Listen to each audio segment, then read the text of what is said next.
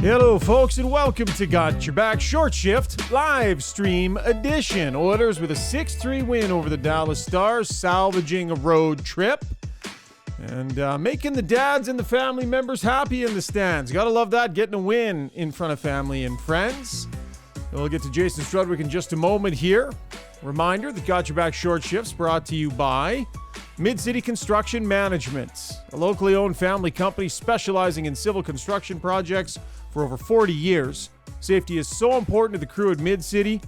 They're top of the class when it comes to making sure things are done above board and beyond required standards. They're leaders in their industry in this regard. They make sure their employees get home safe and sound. And they want to wish the same to all of you. Holiday message from Mid-City Construction, wishing everyone a safe and happy holiday season. All right, Struddy, we're up nice and quick after the game here tonight. How you doing, buddy? Good. That was a very enjoyable hockey game to watch. Yeah. Like, not pro Oilers against Oilers, pro Stars against. It was just hockey-wise. I thought it had a little bit of everything. It was physical. I really enjoyed that game. And I can't say that every time we sit down and do one of these podcasts. The post-game pods, yeah. Well, lately, you don't really know what you're going to get lately anyways. When it comes to the Edmonton Oilers. Okay, listen, let's rewind here, go back to the very beginning. And this night began with some deception from Jay Woodcroft. My spidey senses were tingling today, Struds. I think I mentioned it on Gregor's show. Yeah, you did. I felt like he might have been hiding this change. Made a lot of sense to me, but what's interesting is Jay Woodcroft decides it's going to be a wholesale lineup change, including separating Connor McDavid and Leon Draisaitl onto different lines for this game. Hides it at practice this morning, then goes so far as to hide it in the pregame skate. Listening to the broadcast, they didn't show the lines in pregame skate. So some deception here from Jay Woodcroft. We'll get to how the lines looked and everything and the way the game went in a minute, but what do you think of this coach going to those lengths to hide this lineup change? Yeah, it's pretty funny. And, after we had you on the Gregor show, I did think about it. I'm like, it probably is. You just it looked stale. It looked a little bit stale, right? And that's not an indictment on any of the players. It just, after time, it sometimes happens. So, for Jay to take it that far, obviously he really wanted the element of surprise. He probably felt that Dallas Stars had made their game plan based on those two guys being together. And then to switch it up, obviously a master stroke tonight in coaching. So splits up Connor McDavid and Leon Draisaitl, ends up going Hyman, McDavid, and Jesse Puljujarvi, Fogel, Draisaitl, and Yamamoto, Janmark, Nugent-Hopkins, Costin, Holloway, Hamblin, and Ryan. So I think a lot of times people think that all of the decisions in the lineup are made around Connor McDavid and Leon Draisaitl and what they might need or what's best for those guys or whatever. I don't really view that as what went down here. And I think this game is a good indication of that, Struds. I think some of the changes were made were as much about getting everybody else going and empowering more players to take a bigger bite of the apple here. And I think we saw that in this game tonight. Other players taking more responsibility in a bigger role. And I thought right from puck drop tonight, it was a more engaged team, more guys. And I thought the habits were good early, and they were kind of rolling those lines as a result of those changes. What a difference. When you spread it out, you spread those three guys out. And I'll include Nuge. He's having an unbelievable year, an all-star type season. Or at least maybe a fringe all-star, but he's definitely up there. He's one of the top 10 scorers or top whatever's 12 scorers in the league. When you have Nuge, McDavid, and Draisaitl across three different lines, and the Oilers have wingers that are able to keep up and play and contribute on those lines, it's just such a different team. And I love it when they spread it out. You can call it the spine, whatever you want to call it about it. I love it when they spread it out like that. And I'll include each guy kind of had their buddy. McDavid had Hyman. Draisaitl had Yamamoto. And then it seems like Janmark and Nuge are becoming buddies here, best buddies. So, they each had their friend. And then you mix in the guy on the other side, Puljujarvi, Costin, and then who am I missing there? Puljujarvi, Costin, and sorry, 1 second. JP, McDavid, and Hyman, Fogel, Draisaitl, Yamamoto. Fogel, yeah. Then you mix those guys in and say, hey, guys, like, you're going to play with two good players or guys that have chemistry. Go out there and figure it out. And I thought everyone was working. I thought it was a very physical game, as far as non-playoff hockey. I thought we saw some good hits. We saw Holloway drop the hammer. We saw Niemelainen drop the hammer. Kind of on both sides, you saw that. And I love the spunk that the team came out and played with. And it reflected in the minutes. Even on the back end, the lowest guy was 16 minutes. That guy's name is Marcus Niemelainen. That's a lot of hockey. He had been banging around the 8 to 9 to 10 minute mark. And I want to say Nurse, I think he was 22, somewhere in there. So everyone's going, everyone's playing, everyone's invested in this game. And up front, same thing. I think there's only 2 guys that weren't in double-digit minutes. Like, it makes a difference. I really think it makes a difference. And I feel this is what Jay brought when he came. He last year, he got everyone playing. And I think they got to do it again. And keep in mind, they're missing 2 valuable top McLeod 9 and pieces. Kane, yep. Yeah, Kane and McLeod. So, that's too big deal. And that bulks up those lines. And guess what it does? It forces other guys down the lineup. So, I don't know. I thought this was a great game. Great play by the big guy, Jay Woodcroft. And I like the way the guys responded. Yeah, the hiding it is interesting to me. Like, Jay Woodcroft is just an extremely detail-oriented coach. And those that have been around him before understand, like, there's nothing that he doesn't think about ahead of time. In some ways, that can be really good. In some ways, that can drive people nuts. Mm-hmm. But you're taking everything into account, and he's very, very calculated. And so interesting that he didn't want to show it at morning skate, didn't want to show it in warm-up, just to throw the other team off. Now, whether that's going to throw off, the other team and, Pete DeBoer and his staff, I don't really know what the answer to that is, but it's just the way he thinks and the level he thinks it at. And sometimes it's a blessing, probably sometimes it's a curse, but it's the way he is and the way he coaches. And I thought it was a nice, honestly, I'll say this, and I think I am allowed to say this because I suggested it before last game. I think you waited a game too long to make this change, quite frankly, Struddy. Yeah, it could be, but just talking like you did, maybe it was calculated, right? Maybe this is a calculated. I'm going to run this for X number of games, and we don't know. I mean, you can ask him the question. He's probably not going to tell you what he thinks for real. But you know what? You're probably right. I think it was getting stale, and you need more people invested in the game. And I keep coming back to it. But when you feel like you're contributing, even if you're the 4th left winger on the team or you're the 3rd pairing on the team, it feels like you're invested. You bring energy to the group, and it just kind of brings more and more people into the game. Quite honestly, I didn't think Skinner had to be unreal tonight. I just thought steady, right? Yeah, and you know what? I want the Oilers to win with just average goaltending because right now that's kind of what they get. So you got to figure it out. I like that they got down, they got back in, they got back, and then they get the lead, and then they protected, able to get another goal. Connor a quieter night for 97, if that's a fair thing to say. And are you kidding me? Didn't have a shot until he scored. That's right. And then he's like, give me that puck. I'm going to go and score. Game over. Right. Yeah. And then if you notice who they put out when the Dallas Stars pulled their goalie, it was Nugent Hopkins' line. Yeah. Nuge, Kostin, and Jan Mark. So 2 guys that weren't even on the Oilers when the season started were out there protecting to be fair, it was a 2-goal lead, but still to protect the lead. They weren't even on the team. And these guys are out there doing it. Nuge would always be out there. So I love that message it sends in through that dressing room. It ripples through the dressing room. We are live streaming on Twitter here, this edition of the podcast. So I'm going to do my best to and I'm at the controls here. So hopefully everyone can hear us, but we are going to try and monitor some comments. Adman828 says, this is awesome, guys. Please do it more. Thank you, Adman. We'll try. Commando Pisani. That's a good handle. Tyson Barrie's getting points and not being noticed. No mistakes. He's been our best D since the playoffs. Interesting comment there from Commando Pisani. And Kostin is a fit with Nuge really well tonight. Credit to Holland on that one, said Jackie O'Mackey. Struds, your thoughts on Tyson Barrie? The idea that arguably has been their steadiest defenseman since playoffs. Well, actually, I'll just Kostin for Jackie O'Mackey. I would actually disagree that Kostin looked good, but he had some tough moments. I think it was the early goal in the second period.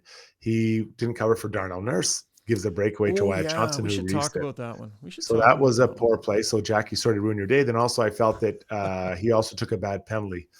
in the offensive zone. Was it a borderline call?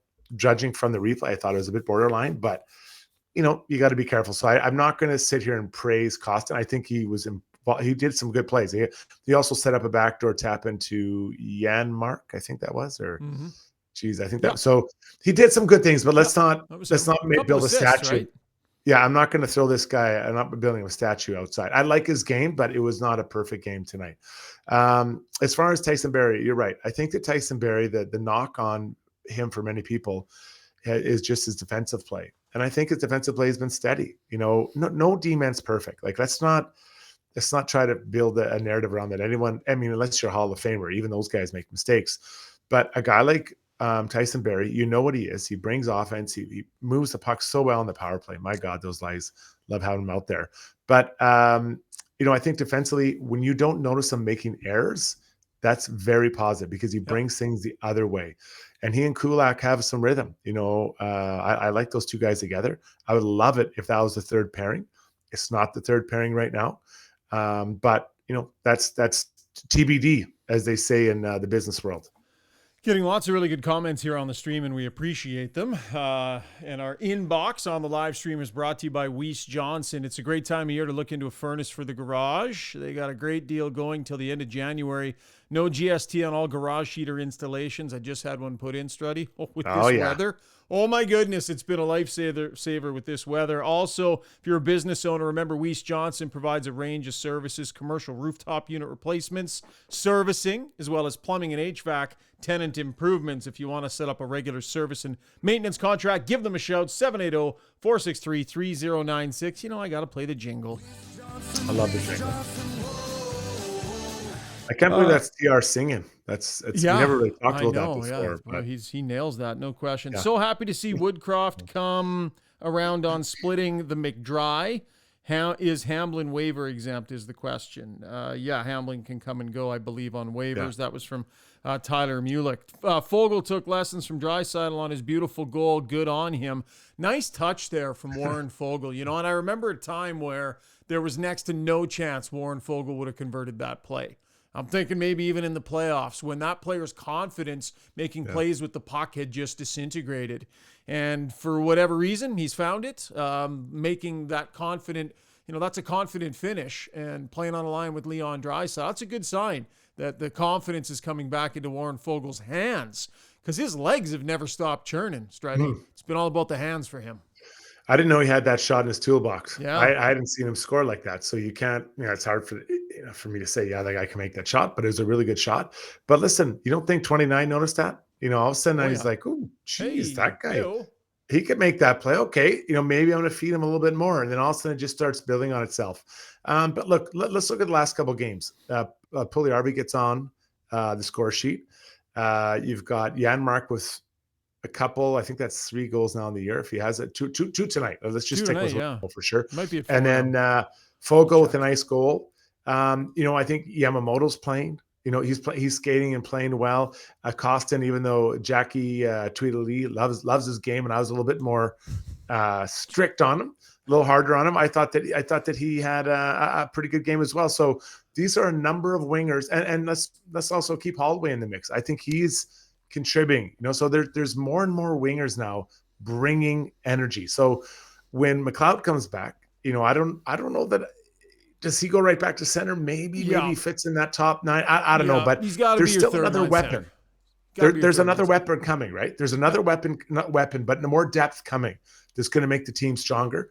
Even Hamblin, I thought he had some nice moments. Early in the game, he kind of gets in the forecheck, the puck goes in front, no one's there, but you want to just see guys contributing. And I hated when teams used to forecheck as hard. So I love when I see, teams that I'm watching. I love seeing a good hard forecheck. And the Oilers are getting there. And I think the guys really brought it tonight. Yeah. Tyler Mulick says 340 plus point scores. Hopefully they can build on this and keep rolling. Looks like the depth is coming around. And to your point, they're going to be getting players back here. High ankle sprains are tough though.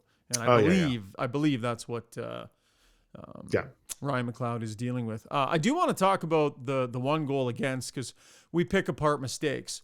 By the way, before we pick apart this mistake and you and I get into a discussion about forward versus D-man screwing up, I do think we should point out, because we cover the Oilers, we talk about every game, we talk about every goal against, and we pick it apart. In fans, a lot of the theme lately has been about the big mistake, and how can your best players be making these big mistakes all the time? You know where I'm going with this? So that goal that the Oilers scored, Draisaitl picks it off, right? And everybody thinks, oh, what a great play by Draisaitl picking that off.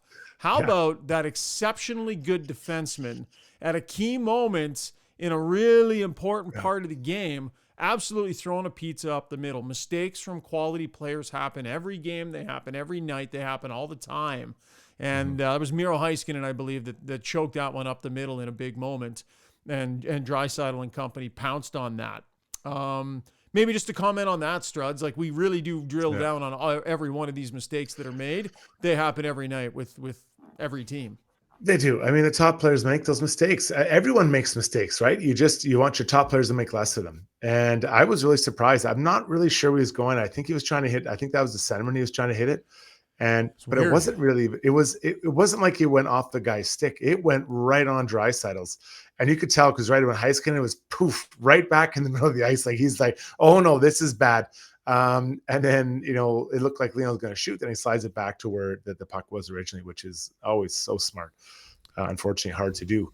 But it's right. I mean, good mistakes happen. But what you want to limit is the number of goals that you are just gifting the other team. And what I say by that is it just exactly what we saw from Heiskanen. It's just you created the problem, right? You want the other team to beat you. Like, quite honestly, Connor McDavid, 2-on-1. I didn't really think that anyone really gave the puck up for the Stars. It's a 2-on-1. Connor, that's a good goal. Like that's a legit. He earned that one. Now someone was out of place, but it wasn't like it was a pass or a bad decision with the puck. So you're right. I mean, you got to give it both ways. We do drill way more harder on the Oilers, but luckily the Oilers benefit from today, and it kind of makes up for what we saw against St. Louis, maybe with Darnell. Let's talk about the 2-1 goal. Just to have a constructive conversation about structure and where guys are supposed to be. This is the one where Kostin was back, I believe, covering, and it looked reasonably harmless until Kostin kind of bit.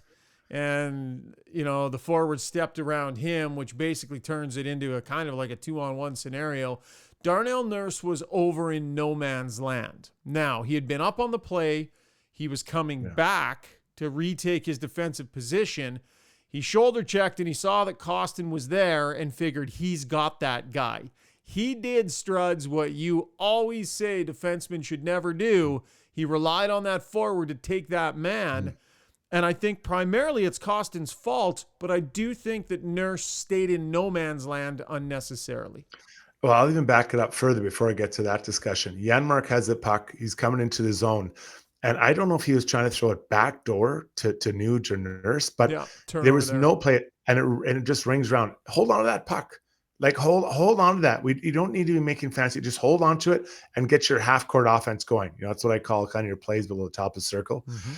And then you're right. The Nurse comes back and he doesn't come directly back to his area. So I think Kostin's sitting there thinking, okay, what's going on here? But, if in that situation, Nurse comes back and he's on the right side, CC's got to slide over, right? And now you still have your two lanes covered and be between the dots.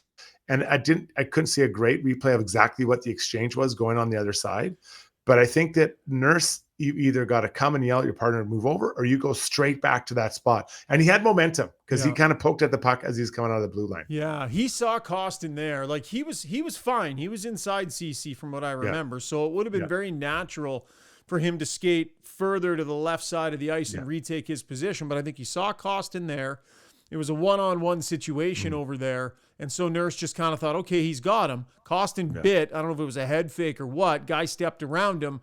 And now because Nurse had trusted Kostin to win that battle, he kind of stayed closer to the play as opposed to just retaking his lane. So he relied on that forward to make that play. And as you've said many times on the pod, you shouldn't do that as a D-man. You can't.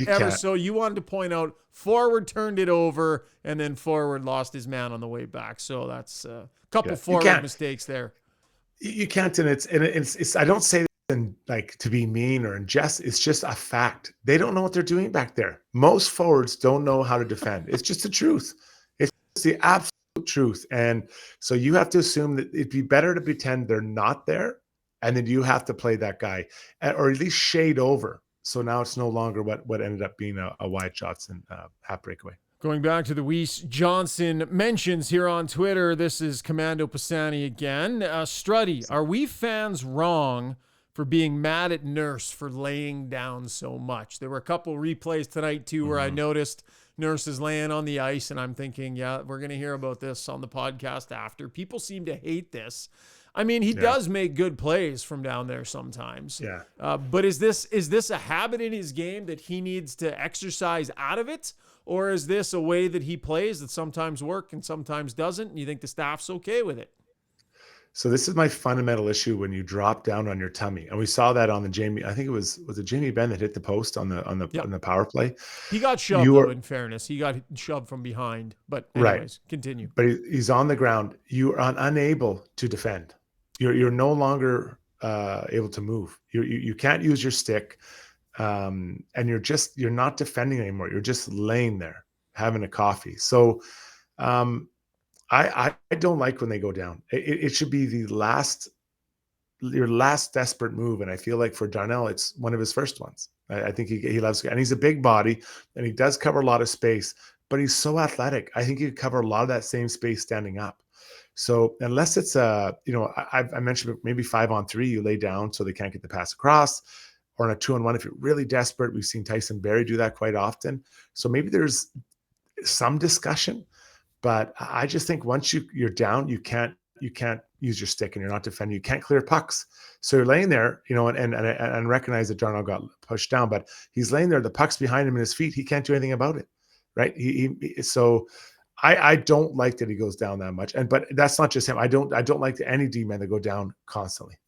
Mustard Tiger 28 says having Nemo in our lineup shows how much we desperately need more of that. No. What say you? So the physical presence of Niemelainen is noticeable tonight, right? The Oilers clearly came out and wanted to set a physical tone in this game. They were the initiators on a lot of those early body checks. They kind of showed up, and I thought they did a good job of saying, here's the way we're going to play tonight. What will you bring to the opposition? Marcus Niemelainen helps do that because he naturally wants to be a physical player. So, I think setting the tone matters. Niemelainen's a player that helps you do that, wouldn't you think, Struds? He does. It's hard to do it in 8 minutes, right? So this is. I'll just keep bringing this up the minutes. If you want me to be physical, I can't go out every 5 minutes. Hey, go run somebody. Well, it's going to take a half shift to get my legs going. Then the other half the shift, I'm hoping not to get scored on, right? So it's interesting.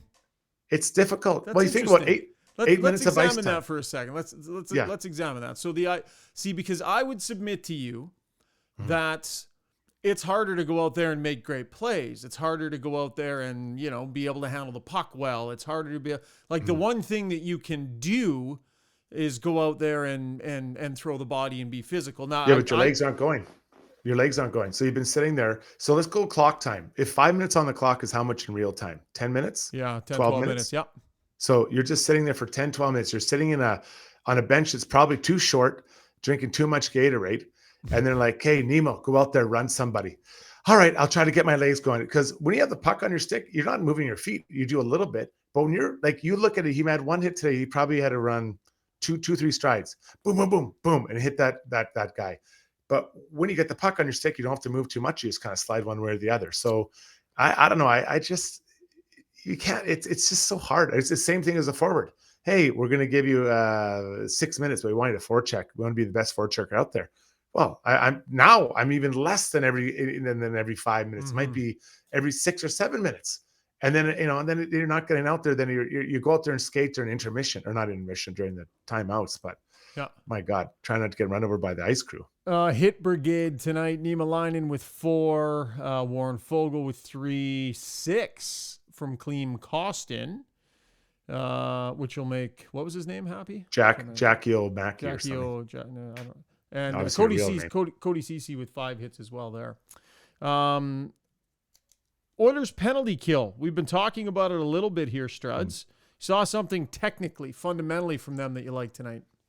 I'm not sure if they adjusted it, but I thought they did a great job defending their blue line. A number of times we saw the puck, they couldn't get past the Oilers kind of cluster there. And I don't know if it felt like the Stars are really trying to attack the middle of the ice rather than kicking out wide and taking the puck wide around the Oilers defenseman. And I don't know if it was something the Oilers adjusted or maybe they funneled the guy more to the middle and had those guys stand up. But I thought they did a great job. Now, unfortunately, and they did get scored on. It was off a lost face-off, so it's not off the rush. But I thought off the rush, she did really well. And I know someone's got numbers somewhere that'll tell me I'm right or wrong. So shoot me a tweet. But I do think that it really was really well defended, and it actually resulted in a couple clears. And we don't see that often. I think the Oilers give up the blue line quite often, more than tonight. Yeah, no, I would agree with you. I thought it was pretty solid and didn't get seamed as often in the way that we've seen them in recent games. Even strength, Struds, this is what they needed, hey? This was a much better even strength game from this team. And we've been talking about that, trying to find a way to access that game more often. I thought that the numbers show it. 60.4% Corsi force, so owned a lot of the shot share on this night. Scoring chances, well, this is according to Natural Stat Trick. Scoring chances were pretty close, but even strength, this is a game that I think the Oilers can circle and build off of, especially considering how poorly they played against Dallas earlier on this year. But this to me was a formula. Yeah, it is. And I don't want to beat this up too much, but the recent games, it felt like it was 97, 29 and 18 going out there and seeing what they can do. Then we'd put someone else there and just hold on. Just hold on, guys. Hold on. We're going to wait. Okay, let's put him back out there again. Because I think actually Connor and Leon are both under 20 minutes tonight. I might be wrong. I just glanced at it quickly. I'll take a look here. But 2024 for McDavid and 17-10 for Leon Draisaitl. Yeah. Wow. So there you go. So let's say they average 19, just so I look like a genius. But so basically what happens, now everyone's contributing, everyone's going, and you actually do more by doing less. And there are going to be nights where you need those guys. And this is, I don't want to feel like I'm saying that it's their fault they've been losing. That's not the case at all. There's been many nights where they're, doing everything they can. But just the last couple of games, I felt it was getting a little bit stale. And it'd be those two guys and everyone just goes out there to just kill time, right? Then send them back out there again. Yep. And that's not really a team. And I don't think that's what Jay Woodcroft, when I go back to his time last year, I don't think that was his formula. I felt like he got back to his formula tonight. Both up front and with the D specifically. I mean, like I said, Uncle Nemo, 16 minutes. I'd have to check. That might be his high of the year. Off the top of my head, don't anyone come at me, but damn up there. Made himself highly playable in that game, and that's the thing. When Dave Manson's looking down the bench and you're trying to decide what to do, the guy was giving him good shifts to build off of over and over and over again. Strongly believe Campbell should have started versus the Ducks. Skinner looked tired, says Ardwan05. I thought Skinner was fine. Thought he was fine here. I wonder what they'll do next game. They got Vancouver coming up here before the Christmas break. You think they go back to Campbell just based on a workload decision for Skinner? Man. Jeez. By the way, you've been junk at predicting goaltending. I am. I honestly, when it was Tippett, I felt like I think I had his cell phone number. You guys were like in a waltz. You guys you were nailing it when Dave Tippett was the coach. No Jay Wood, you guys are stomping all over each other's feet right now. I don't know that you've gotten it right yet. I haven't. I have no idea. I honestly, I'm just I agree with Ardwan05. I think they should have played Campbell against the Ducks. You did say just that, yes. It was an easier game. And this is my overarching theme. They're going to need Campbell. They're going to need him. Yep. So, and I know you don't feel the same, and I get it, but I just believe they're going to need him. Over a course of 82 games, you need everyone on your team to contribute. Like Janmark, 3 points tonight, man. That's huge. That's huge. He wasn't even on the team to start the year. So, oh my God. I'd probably go Campbell, but he'll probably go Skinner. Honestly, I have no idea. He might find another goalie. I know. Now. You're rattled right now. Struts, normally you might be the e-bug. You talk with such authority because I've never seen you less confident about analysis than you are in predicting goalies this year. You're junk. Yeah, it's true. It is true, and I that's why I don't. I have no. What do you think he's gonna? What would you do, and what do you think he's gonna do? Because to me, they seem like they're two opposite things all year. Yeah. I think based on workload, it's Jack Campbell. Later game tonight, they're going to have to fly back. I would imagine they'll have a day off tomorrow. I'm not sure. And then skate in a game. I have a feeling it'll be Jack Campbell just based on a workload argument. And then come back with Skinner against Calgary. Yeah, and then you come back with Skinner for the Battle of Alberta because you're playing Skinner in the Battle of Alberta, I believe. So yeah, and listen, I'm on this last two games. He's finding a toehold, Campbell. So I might be wrong. Maybe it's what I'm looking for. You got I'm a lot of eggs in the Campbell basket this year. I do. So if he can throw a shutout on, I might not ever go talk about hockey again. If he throws a shutout up on Friday night, it'd be like, I told you, everybody, I'm out of here. But I think long term the right thing. Well, let's put it this way. I believe long term the right thing is Campbell. Short term would be Skinner. So what does he go with? Yep. Figure it out. I think it'll end up being Jack Campbell. Okay, we're at 30 minutes, so let's wrap it up here. Real quick, though, a little bit of Nuge appreciation, I think, is probably in order. Oh. I know it was kind of a deflected shot there, but the fact that Ryan Nugent-Hopkins grabbed that puck and the first thing he thought was shoot, that to me is a really good sign for his game, for him, for the Oilers. Like that, this player would not have thought shoot a year or two ago. No, not like that. And you could tell it went rode right up Suter's stick because he's like, he gives it this one, right? Yeah. As a demon, you just feel sick. But listen, they needed someone to step up and score goals this year with Kane out. And Nuge has done it. Not that he wasn't doing before Kane got hurt, but it makes a big difference. So, can he keep this pace? I don't know. Yeah, we're getting near the halfway mark of the season. Not there. I know we're not there yet, but we're getting closer. And he's feeling it. He's trending. I get you 30 to 40 goals, maybe more, is right there. You're going to get Kane back.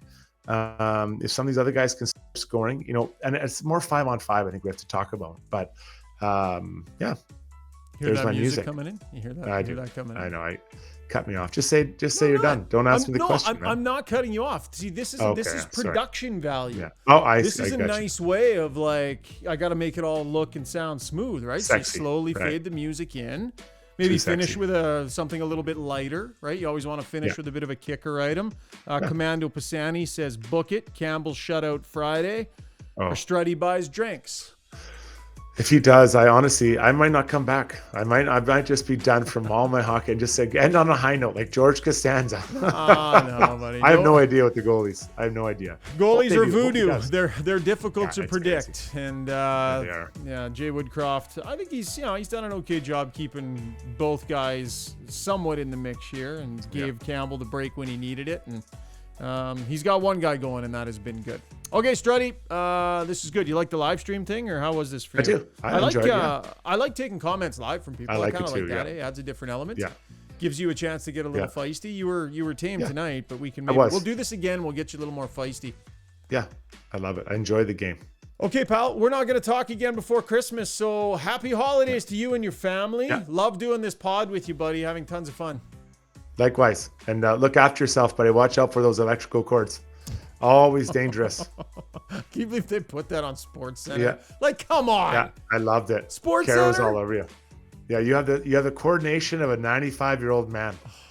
It with was a walker. So bad, man. I look back at that video, I am falling like I am 90. Yeah. It was like one of those staggers and just fall like I had no strength in my legs. It was very hard to watch, but I loved it. I absolutely loved it. Final comment of the night from the Weiss Johnson Soundbox goes to Ray Lapp. Great podcast. Thanks, guys. Ray Lapp, you're welcome. Right on, Ray Lapp. We'll do this more after the Christmas break. Struds, cheers, man. All the best to you and your family. Happy holidays. Have a great one. Hope Santa's good to you. Now, through the magic of technology, I'm going to press a button, and it should transition into a nice single shot of just me. Wave bye, Struddy. Hey, there it is. It worked. And I got to mute you now, too, just so you don't accidentally say something in the background. Love doing all this technical stuff. Hey, thanks. Commando Pisani, Merry Christmas, folks. Same to you. Mustard Tiger 28, great work, boys. Thanks, Mustard Tiger. Listen, that's going to wrap our podcast till after Christmas. Going to take a little bit of a break here, but we will come back with a vengeance after we fill our bellies with meat and mead and open up our presents. So looking forward to it. Thanks for your downloads and your subscriptions. Thanks for tuning in live here if you did tonight. Big thanks to our sponsors as always, Mid-City Construction Management and of course Weiss Johnson as well. Have yourselves a fantastic holiday season. Look forward to chatting you after Christmas. Cheers, everyone. Oh, transition worked. Bring the music up. Wait for a good point in the music to fade it down. Here it is. Fading out. Nice even fade. Can't be too fast. And then stop the feed.